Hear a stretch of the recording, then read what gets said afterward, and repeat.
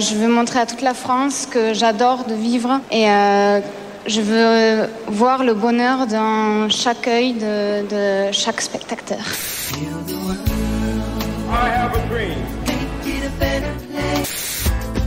Il faut que tu respires. Moi à mon bisounours, je lui fais des bisous. La recyclerie, la cité fertile ou la halle aux poissons, ces noms atypiques évoquent des lieux culturels uniques, au nord de Paris, à Pantin ou au Havre, des tiers-lieux qui ouvrent leurs portes aux visiteurs pour proposer une programmation écologique et sociale. La société qui les a imaginés s'appelle Signy & Co et Stéphane Vatinel l'a cofondée avec ses amis en 2008. Je m'appelle Flavie Després, j'ai cofondé et je dirige CareNews, le média des acteurs de l'engagement. Depuis 4 ans, je reçois au micro de Changer la norme des entrepreneurs qui voient l'économie autrement. Ils et elles veulent créer une autre valeur, la seule qui compte. Une valeur qui n'est pas seulement économique, mais aussi sociale et environnementale. Dans leur parcours entrepreneurial, ils vivent les montagnes russes, de grandes joies, des petits malheurs et beaucoup d'émotions. Financement, RH, impact, ils connaissent des hauts et des bas qu'ils racontent ici sans langue de bois. Pourquoi Stéphane Vatinel a-t-il décidé de cesser son activité de diffusion culturelle pour cofonder Signy & Co ? Quel est le modèle économique de ces espaces auxquels les visiteurs peuvent accéder gratuitement ? Comment l'entreprise a-t-elle un impact sur la sensibilisation de ses visiteurs ? Stéphane Vatinel répond à toutes ces questions dans cet épisode en racontant son parcours, l'histoire et les ambitions de Signy & Co et sa vision de ce qu'il appelle l'ESS pour économie environnementale, sociale et solidaire. Bonjour Stéphane. Bonjour Flavie. Tu vas bien ? Très très bien. Bon, merci de venir dans Changer la norme. On va parler de Signy & Co. On dit Signy & Co ou Signy & Co ? Signy & Co. On l'oublie presque, l'esperluette. Et pourtant, il est important. Hein. Toujours, tous les détails sont importants. Exactement. Question classique de 99,9% des podcasts. Qui es-tu, Stéphane ? Je suis un garçon, 57 ans, engagé dans le monde associatif depuis plus d'une trentaine d'années, provincial. Je m'ennuie, je monte à Paris. Je me dis que mes copains et mes copines ont énormément de talent. Je monte un premier lieu qui s'appellera Glazart, d'où le nom de Signy & Co. Tout ce que nous créons, les noms viennent du langage d'Anthony Burgess dans l'Orange Mécanique. Et donc, on monte Glazart pour présenter tous nos copains artistes, plasticiens, musiciens, théâtre, danseurs et autres. Et quelques années plus tard, on se sépare de Glazart, on monte le Divan du Monde.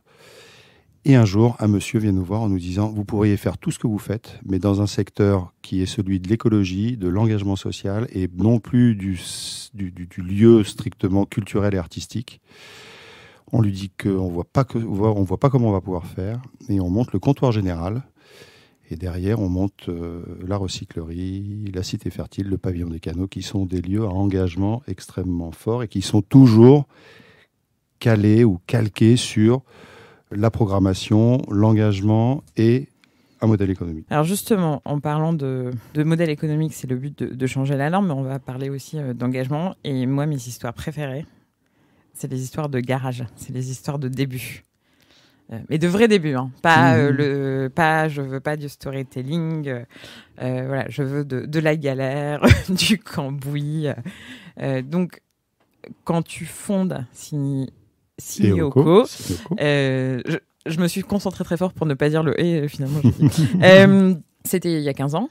Ouais. Et est-ce que tu peux parler de tes cofondateurs ? Ah oui, non mais au contraire, mais les cofondateurs sont...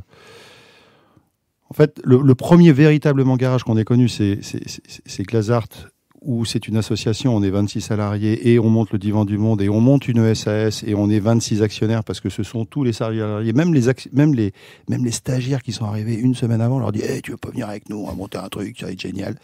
Bon, quand on va voir le notaire et qu'on lui fait voir les statuts et qu'il y a 26 signatures à faire, et le comptable pire. Quand on monte Signy & Co, c'est une structure beaucoup plus ramassée. On est 4, on a un peu l'expérience déjà. On est un peu moins cambouis, mais en fait, on est cambouis dans le sens où on repart de zéro. Qu'est-ce que je conseille à tout le monde de repartir de zéro une fois de temps en temps. Faire un reset, c'est vraiment hyper intéressant parce que tu pars de tes compétences et tu repars de zéro et t'évites de faire certaines erreurs. Ça ne t'empêche pas forcément d'en faire d'autres. Mais quand on monte Signoko, le propos, c'est de dire on n'a plus envie de salle de diffusion. On ne veut plus s'occuper véritablement d'être propriétaire, d'être responsable d'un lieu. On veut le faire par délégation et être plus sur des événements. Et on monte Signoko, Signy, c'est le cinéma. Et Oko, les oreilles. Signy et Oko, ça veut dire le cinéma a-t-il une oreille.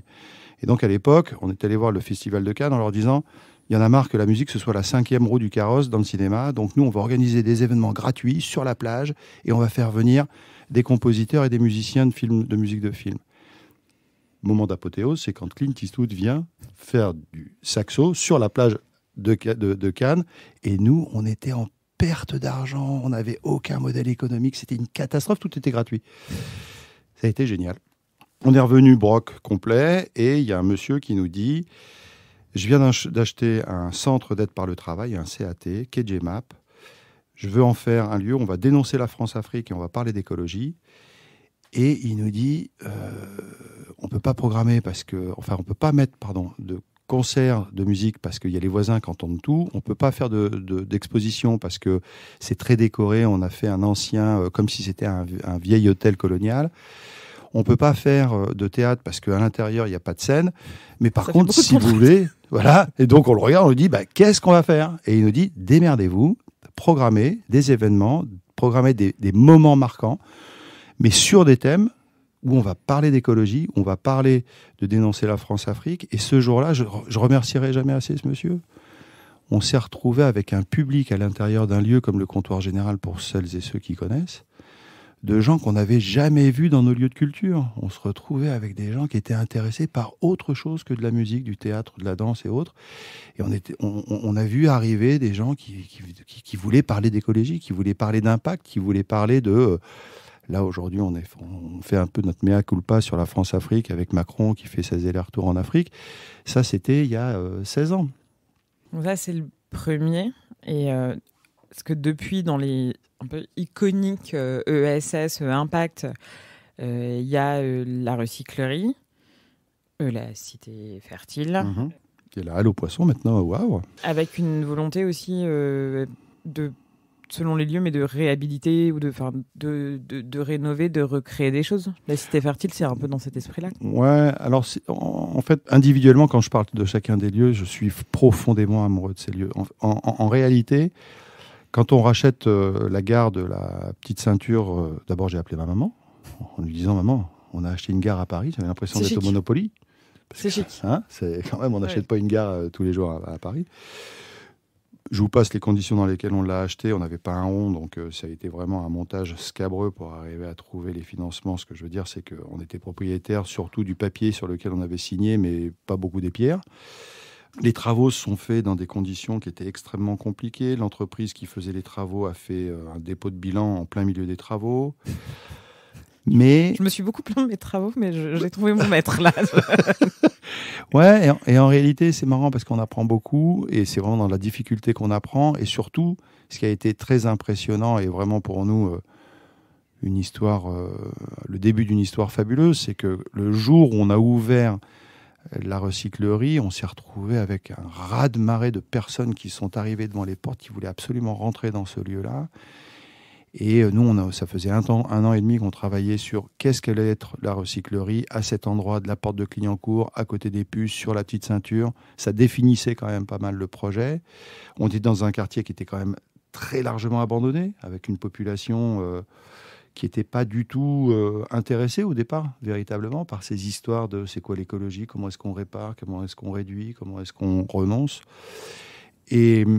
Et d'un seul coup, une espèce de bulle de respiration qui s'est mise en place à la porte de Clignancourt avec tout son lot de, peut-être même parfois de méfiance de la part de gens un peu qui étaient là, c'est quoi ce truc à bobo ? Et avec le temps, je pense que la recyclerie maintenant, elle a 7-8 ans. Et tu as ouvert d'autres trucs à bobo. Ouais. Alors d'ailleurs, c'est marrant parce que j'aime bien cette espèce de mot autoflagellant, là, bobo. C'est marrant parce que différentes classes sociales, il y en a qui sont immensément riches. Je ne sais pas si on aspire à l'être. En tout cas, moi, j'aspire absolument pas à être immensément riche. Il y a malheureusement des gens qui sont immensément pauvres. Et puis, j'ai l'impression que tout le monde aspire quand même un minima à vivre avec des petits moyens, mais en essayant de valoriser un peu ce qu'ils font. Et finalement, toute cette population qu'on rencontre dans une recyclerie, dans un pavillon des canaux, dans une halle aux poissons et tout ça, font très certainement partie de cette catégorie pas professionnelle, mais sociologique, appelée bobo. Et c'est marrant, ce pouvoir de maltraitance qu'ils ont vis-à-vis d'eux-mêmes. On s'auto-flagelle, sale bobo. Bon. Non, ce que j'apprécie beaucoup dans les lieux qu'on fait, c'est que finalement, on a aussi bien... on a toutes les catégories de personnes qui viennent, de tout horizon et de toute origine sociale confondue, mais ce sont surtout des gens qui sont très souvent engagés quand même. Oui, ça rassemble. À qui, vraiment, cet engagement permet vraiment de se retrouver, alors qu'au départ, ils viennent pas des mêmes chemins, ils n'ont pas pris les mêmes chemins, mais finalement, ils en arrivent un peu au même constat. On peut se rassembler pour commencer à s'engager, pour pouvoir faire muter ce que l'on croyait pendant longtemps être une vie un peu logique et normée. Eh bien, il va falloir qu'on s'inscrive dans... est-ce qu'on peut vivre heureux, bien, en étant un peu décroissant, moins consommateur, voilà, en vivant autrement. Et ça fait un mélange extrêmement motivant de femmes, d'hommes, de tous horizons, et on les retrouve dans nos lieux. Bon, alors je vais aller à l'encontre des propos sinon pas à l'encontre des propos sur la décroissance, mais donc tu nous as beaucoup parlé de faillite, de ruines et de travaux qui se passent mal. Dans Changer la norme, j'ai un propos qui est que moi je suis toujours hyper curieuse des business économiques et des gens qui en parlent normalement. Moi, quand j'ai commencé à être entrepreneur, j'avais l'impression que tout le monde y arrivait sauf moi. Je me disais, mais qui diable sont ces gens qui pitchent sur scène en 1 minute et qui... Et j'avais un vrai truc, j'avais une espèce de sentiment d'injustice, alors qu'en fait, quand tu creuses, c'est toujours très complexe à mettre en place, ou bien si c'est pas complexe, c'est long. Enfin bon, voilà, c'est pas si facile que ça. Et du coup, je veux bien qu'on parle, après ces multiples ruines, de comment fonctionne Signy Oco, qui est quand même un groupe en croissance. Enfin, ouais, on se plaint pas. Voilà. Donc, non, mais on se plaint pas, mais c'est un équilibre extrêmement précaire en réalité. On est 290 salariés aujourd'hui, donc on est content. Oui, c'est pas petit. Non, si, c'est petit parce que c'est une multitude de petits îlots qui chacun font en sorte de s'emparer d'un thème et de faire en sorte qu'on accueille, qu'on ait les moyens de faire, de communiquer sur tout ce que l'on reçoit dans ces lieux-là. On accueille plus d'1 million de personnes dans ces lieux-là. Mais en fait, c'est réparti sur 5 endroits différents. Donc bon, tu divises 1 million par 5, ça fait déjà 200 000. 200 000, ça fait 1000 personnes, mais un peu moins, ça fait 800 personnes qui viennent dans chaque lieu par jour. Et quand je dis ça, en fait, moi, ce qui me fait énormément plaisir, c'est surtout... Donc, nous commençons à avoir un impact. Donc, nous commençons à toucher des gens qui viennent dans ces lieux-là. Alors, est-ce qu'ils vont venir commercer un moment parce qu'il y a un marché de Noël ? Est-ce qu'ils vont venir écouter avec attention une personne qui va venir vraiment partager des expériences et qui font qu'à un moment, ils vont les faire leurs ? En fait, je crois qu'on a plus de 1300 contenus de programmation par an sur ces différents lieux. Mais ça reste vraiment une économie très, très, très, très précaire. Mais elle est répartie comment ? Est-ce que tu dois... Enfin, je suppose, donc il y a l'événementiel, enfin la programmation. Est-ce que vous... Comment ça marche ? Très simple. En fait, nous, quand on monte Glazart à l'époque, on se rend très vite compte que la billetterie, c'est pas le centre du réacteur de l'économie de la culture les 3/4 du temps. Très souvent, on se rend compte qu'il faut être subventionné dans la culture. Et donc, quand tu n'es pas subventionné, très souvent, tu fais un billet très, très, très cher. Donc, eh bien, nous, très, très, très rapidement, on s'est rendu compte que la gratuité faisait qu'on avait plus de monde qui venait sur nos contenus de programmation et que ce sur quoi on arriverait peut-être à gagner un peu d'argent, c'est de les mettre dans un écrin qui soit suffisamment agréable pour qu'ils aient envie d'y rester, soit avant, soit après, soit pendant, en venant y manger, en venant y boire. Et très bientôt, on essayera même de faire en sorte que les gens aient envie d'y dormir. Et l'économie de ces lieux-là repose à 70 voire 80% sur venez manger, venez boire un verre et on va vous présenter des gens qui sont extraordinairement inspirants et qui vont vous expliquer ou partager avec vous toutes leurs méthodes sur tous ces principes environnementaux, sociaux, impact. Les 3 quarts du temps, on met nos lieux à disposition pour accueillir les structures. Donc, c'est le chiffre d'affaires, est-ce que c'est très rare les modèles de l'ESS qui tiennent en majorité sur du B2C et du coup des paniers petits, voilà, Exactement. T'as un peu de restauration, etc. Mais c'est quand même très très rare. D'habitude, on vend à des grosses boîtes, très cher, avec une des prestation. gros chèques. Exactement. On se fait acheter. Mais on le fait. Et par exemple, une cité fertile ou une recyclerie, les deux, qui sont des lieux qui sont assez prescripteurs sur l'univers un peu de l'entreprise qui se dit « je vais aller faire mon événement à la recyclerie ou à la cité fertile », mais ça nous va. Mais par contre, elle passe par le tamis de est-ce acceptable de t'avoir toi chez nous sur ton événement ou pas. Donc des fois on dit non. On est obligé de vraiment de se flageller, mais on dit non, désolé, mais c'est pas possible, on peut pas vous accueillir. Et on a fait des impairs sur le temps, mais quelque part, j'en reviens des fois un peu à Hulot. On se souvient toujours de son émission Ushuaïa, où il était largement soutenu par des groupes qui étaient assez peu acceptables dans cet univers-là. J'étais un peu petite, je sais pas quand c'était. Non, mais c'était assez inacceptable. Nous, aujourd'hui, on fait vraiment des choix qui sont vraiment... On a le nom attentif parce qu'on ne veut pas se faire racheter.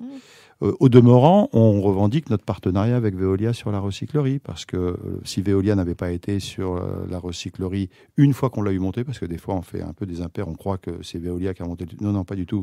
On a monté largement avant la recyclerie. Veolia est arrivé, mais en fait aujourd'hui Veolia intervient à hauteur de 10% du coût de fonctionnement de l'association de la recyclerie, qui, elle, porte le projet pédagogique. Et en fait, les 90 autres pourcents viennent de ce que la structure commerciale de la recyclerie verse tous les mois à l'association pour qu'elle ait les moyens de développer son contenu pédagogique. En fait, nous, on a des contenus pédagogiques et notre modèle économique est vraiment... En fait, on a des SAS qui s'endettent fort et on dit, elles vont pouvoir payer leur loyer, elles vont pouvoir payer leur emprunt parce qu'il y a une activité économique. Et la part des anges de ce qui va pouvoir être extrait en plus de ces coûts de salaire, de ces coûts de fonctionnement, va véritablement venir abonder un fonds qui, lui, va nous permettre d'avoir une programmation. Et en fait, on n'arrête pas de dire, s'il vous plaît, on doit programmer le plus possible de façon à ce qu'on puisse donner la parole à plus d'initiatives possibles. Un vrai modèle hybride. Alors, c'est ce qu'on appelle un modèle hybride. Mais l'économie sociale, et d'ailleurs, nous, on ne parle pas d'économie sociale et solidaire, je suis désolé. Tu te dis comment ? On parle d'économie environnementale, sociale et solidaire. Moi, je milite pour le E. Alors, on dira, oui, encore un truc technique. Non, mais en fait, je pense qu'il ne faut pas qu'on perde de temps. ESS. Le ESS, parlons d'économie environnementale, sociale et solidaire. Il ne pourra pas y avoir d'économie sociale et solidaire sans avoir un vrai prisme écologique et environnemental. Donc, mettons-le maintenant. On va gagner du temps. Et donc, nous, en fait, ce qu'on dit, c'est... Et d'ailleurs, le cœur de notre métier aujourd'hui, nous, c'est de créer des tiers-lieux éco-culturels.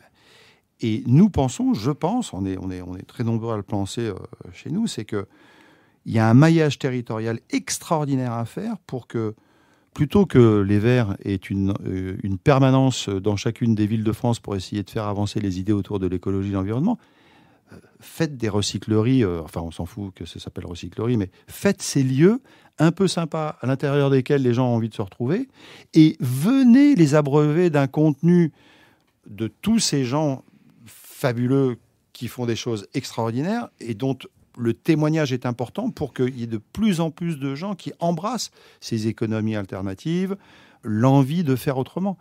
Et le tiers-lieu est par définition pour moi un peu l'expression juridique et économique d'un espace où chacune des structures ne peut pas vivre sans l'autre parce que tous les usages qui vont être développés au sein d'un tiers-lieu font que individuellement, s'ils étaient tout seuls dans un lieu, ils n'arriveraient pas à vivre et ils arrivent à trouver une économie, ils arrivent à trouver même un maelstrom comme ça de personnes qui vont se nourrir les unes les autres et vont faire que enfin On va retrouver une économie sur des artisanats qui avaient perdu complètement leur capacité à vivre. On va retrouver des services qui vont pouvoir retrouver vraiment du bon grain pour pouvoir se développer grâce à une population qui vient à l'intérieur de ces lieux. Et puis, on va réirriguer des territoires qui sont abandonnés, la ruralité, le périurbain, etc.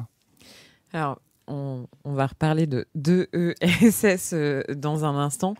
Donc, j'ai 2 questions. La première, c'est sur les ambitions de Sinioko. Est-ce qu'il y a une visée de nombre de tiers-lieux? C'est quoi la projection? Parce que là, il y en a combien? 1, 2... Je crois qu'on en a 5 ou 6. 1, 2, 3... Mais 6. Ouais, mais non, en réalité, ce qui nous intéresse, nous, c'est des tiers-lieux témoins. De la même manière que tu as des appartements témoins, nous, on veut des tiers-lieux témoins. On veut dire, mais regardez, en fait, c'est possible. Et puisque c'est possible, maintenant... Faites la même chose. Faites la même chose. Parce qu'on n'arrête pas de nous dire, quand on en monte un en plein porte de Clignancourt, on nous dit, ah bah oui, mais c'est facile, tes portes de Clignancourt. Quand on en monte un dans un QPV, un des QPV les plus pauvres de France, celui qui s'appelle la Cité Fertile, qui est entre Pantin et les 4 chemins, c'est un coupe-gorge au départ. Ah ouais, on dit, oui, mais c'est parce que tu es en Île-de-France. Sauf que quand on est arrivé, il n'y avait personne qui n'allait jamais dans cet endroit-là. Là, on a la Halle aux Poissons au Havre, qui vient d'ouvrir, elle a ouvert samedi, 1er avril. Et le prochain tiers-lieu, et ce sera peut-être l'avant-dernier, moi je rêve d'un tiers-lieu en pleine ruralité, avec un village de 400 habitants autour, de façon à ce que derrière, ça nous permette systématiquement de dire...